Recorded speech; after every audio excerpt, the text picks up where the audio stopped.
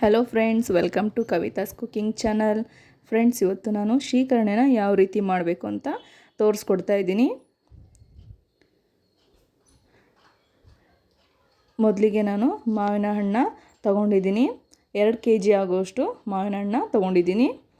ಅದಕ್ಕೆ ಬೆಲ್ಲ ನಾನು ಅರ್ಧ kgಯಷ್ಟು ಬೆಲ್ಲ ತೊಗೊಂಡಿದ್ದೀನಿ.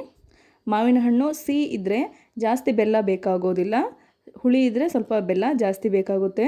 ನಾನು ಬೆಲ್ಲನ ಕರಗಿಸ್ಕೊಳ್ತಾ ಇದ್ದೀನಿ.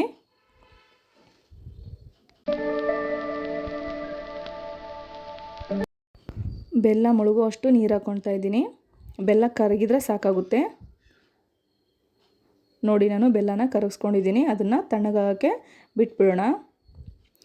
ನೋಡಿ, ನೆಕ್ಸ್ಟು ನಾನು ಮಾವಿನ ಹಣ್ಣನ್ನ ಹಿಂಡ್ಕೋಬೇಕು. ಈಗ ಎಲ್ಲ ಮಾವಿನ ಹಣ್ಣಿನ ಸಿಪ್ಪೆನ ತೆಗಿತಾ ಇದ್ದೀನಿ. ಈ ರೀತಿ ಒಂದೊಂದೇ ಮಾವಿನ ಹಣ್ಣನ್ನ ಸಿಪ್ಪೆ ತೆಗಿಬೇಕು. ನೀವು ಕೈಲಿನಾದರೂ ತೆಗಿಬೋದು, ಇಲ್ಲಾಂದರೆ ಚಾಕು ಯೂಸ್ ಮಾಡಾದರೂ ನೀವು ಸಿಪ್ಪೆ ತೆಗಿಬೋದು. ನೋಡಿ ಫ್ರೆಂಡ್ಸ್, ಎಲ್ಲ ಮಾವಿನ ಹಣ್ಣಿನ ಸಿಪ್ಪೆನ ತೆಗೆದಿದ್ದೀನಿ. ನೆಕ್ಸ್ಟ್ ಇದನ್ನು ನಾವು ಹಿಂಡಬೇಕಾಗುತ್ತೆ. ಈ ರೀತಿ ಚೆನ್ನಾಗಿ ಹಿಂಡಬೇಕು. ನಿಮಗೆ ಹಿಂಡೋದು ಇಷ್ಟ ಆಗಲ್ಲ ಅಂತಂದರೆ ಈ ರೀತಿ ನೀವು ಚಾಕುಯಿಂದನಾದರೂ ಕಟ್ ಮಾಡ್ಕೋಬೋದು.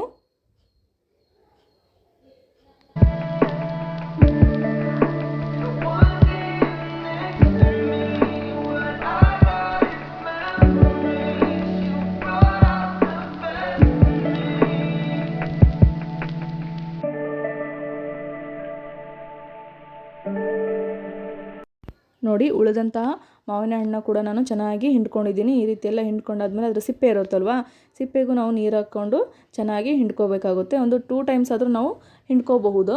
ಅದನ್ನು ಎಲ್ಲ ನಾನು ಒಂದು ಪಾತ್ರೆಯಲ್ಲಿ ಕಲೆಕ್ಟ್ ಮಾಡಿ ಇಟ್ಕೊಂಡಿದ್ದೀನಿ. ನೋಡಿ, ಈಗ ಶೀಕರಣೆ ರೆಡಿಯಾಗುತ್ತೆ.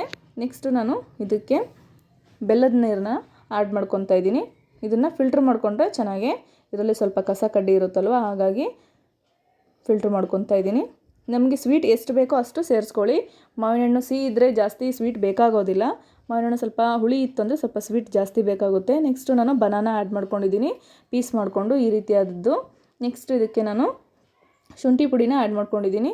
ನೆಕ್ಸ್ಟ್ ಇದನ್ನು ಚೆನ್ನಾಗಿ ಮಿಕ್ಸ್ ಮಾಡಿಬಿಟ್ರೆ ನಮ್ಮ ಶೀಕರಣೆ ರೆಡಿಯಾಗಿದೆ. ಇದು ಚಪಾತಿ ಮತ್ತು ಹೋಳಿಗೆಗೆ ತುಂಬ ಒಳ್ಳೆ ಕಾಂಬಿನೇಷನ್ ಆಗಿರುತ್ತೆ. Thank you for watching.